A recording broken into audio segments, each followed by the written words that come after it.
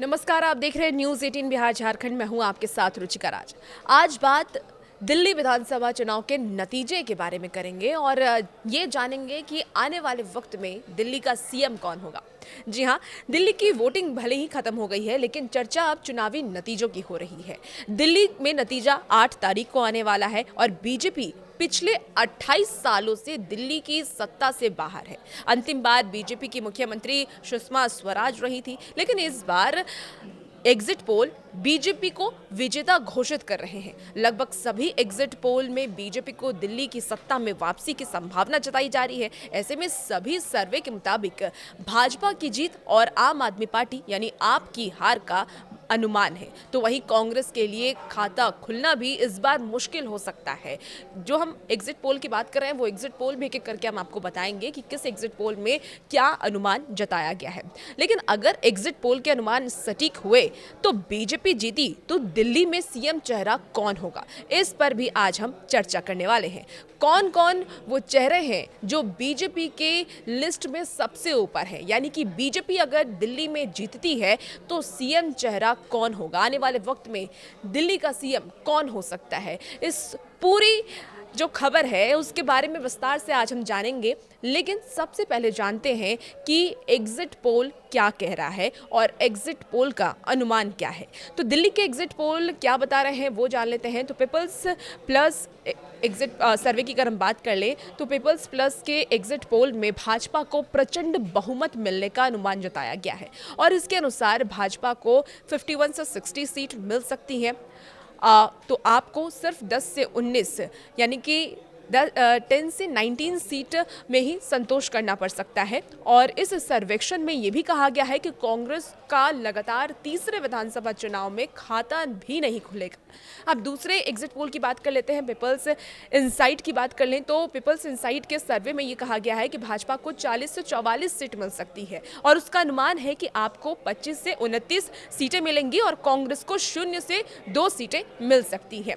इसके साथ ही पोल डायरी के सर्वे के अनुसार भाजपा को 42 से 50 सीटें मिल सकती हैं, आपको 18 से 25 सीट मिल सकती है और इसके साथ ही कांग्रेस यहां भी खाता खोलती नजर नहीं आ रही है। 0 से 2 सीटें मिलने का अनुमान इसमें भी जताया गया है। इसके साथ ही दिल्ली के सभी 70 विधानसभा सीट के लिए बुधवार को मतदान हुआ और मतगणना यानी कि काउंटिंग 8 फरवरी को होनी है। ऐसे में सबकी नजर 8 फरवरी पर टिकी हुई है कि आने वाले 8 फरवरी को दिल्ली का क्या मुकाबला किसकी तरफ रहता है, क्या रिजल्ट सामने आता है, ये तो वक्त ही बताएगा। लेकिन अगर हम एग्जिट पोल की बात करें तो एग्जिट पोल के अनुसार बीजेपी जीतती हुई नजर आ रही है। लेकिन अगर बीजेपी यहाँ पर जीतती है तो 28 साल के बाद बीजेपी की तरफ से कौन सीएम हो सकता है, इसके बारे में भी चर्चा कर लेते हैं। कौन कौन वो नेता हैं जो बीजेपी की प्रायोरिटी लिस्ट पर हैं, सबसे ऊपर हैं।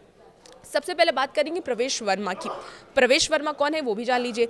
तो बीजेपी के जीतने की सूरत में सबसे तगड़ा नाम प्रवेश वर्मा का है और हो भी क्यों ना, क्योंकि नई दिल्ली सीट पर उनका मुकाबला सीधे आप सुप्रीमो अरविंद केजरीवाल और कांग्रेस के संदीप दीक्षित से है। यह सीट हालिया चुनावों की सबसे चर्चित सीट रही है।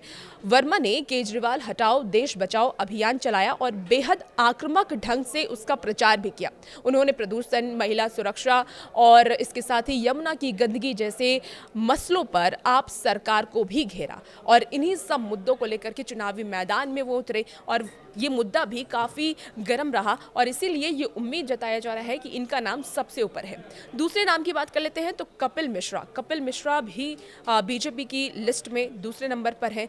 कट्टर हिंदूवादी नेता की छवि रखने वाले कपिल दिल्ली बीजेपी के उपाध्यक्ष हैं और वह 2019 में बीजेपी से जुड़ने से पहले करावल नगर सीट से ही आपके विधायक थे। कपिल मिश्रा राजधानी में पार्टी के सबसे प्रमुख पूर्वांचली चेहरों में से एक है। हालांकि उन पर फरवरी 2020 में उत्तर पूर्वी दिल्ली में हुए सांप्रदायिक दंगों के दौरान नफरत भरे भाषण देने का आरोप भी लगाया गया था। तीसरे नाम की बात कर लेते हैं। तीसरा नाम है रविंद्र सिंह नेगी का। आपको बता दें कि पटपटगंज सीट से बीजेपी के उम्मीदवार हैं रविंद्र सिंह नेगी। पिछले दिनों अचानक सुर्खियों में आ गए थे।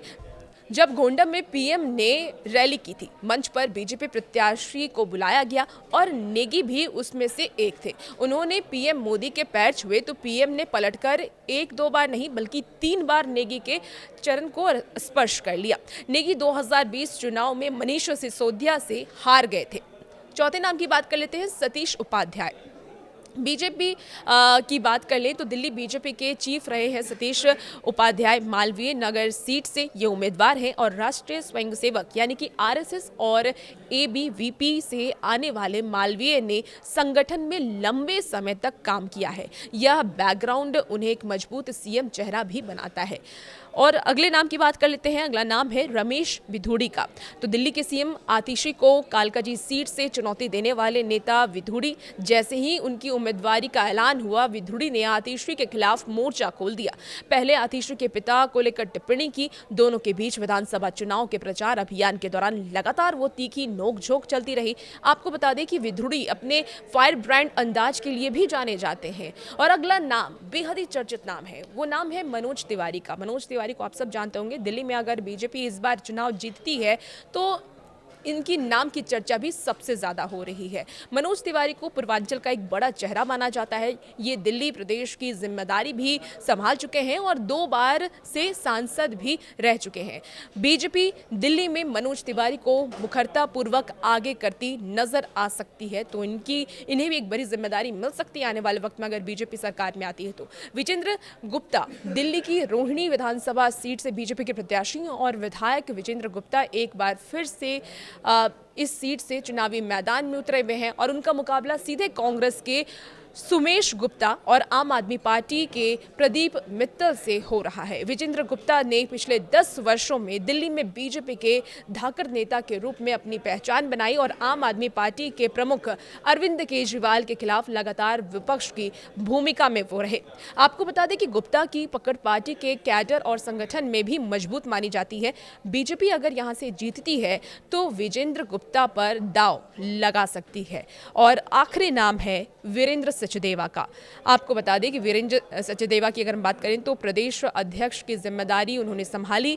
दिल्ली बीजेपी के अध्यक्ष वीरेंद्र सचदेवा ने इस चुनाव में बहुत मेहनत किया है और उनका नाम भी दिल्ली बीजेपी के बड़े नामों में शामिल है। अगर दिल्ली में पार्टी जीती तो उनका योगदान भी अहम माना जा रहा है। वैसे में अगर पार्टी को जीत मिलती है तो पार्टी किसको अपना सीएम बनाती है ये तो वक्त ही बताएगा और ये तो 8 तारीख के बाद ही पता चलेगा कि आने वाले वक्त में दिल्ली में किसकी सरकार बनती है। लेकिन अगर बीजेपी की सरकार बनी तो काफी लंबे समय के बाद बीजेपी की दिल्ली में सरकार बनेगी और ऐसे में बीजेपी किसको सीएम बनाती है इस पर सबकी नजरें हैं। लेकिन जो सबसे चर्चित नाम है उसके बारे में हम आपको जानकारी दिए और भी ऐसी अपडेट के लिए बने रहिए न्यूज़ 18 बिहार झारखंड के साथ।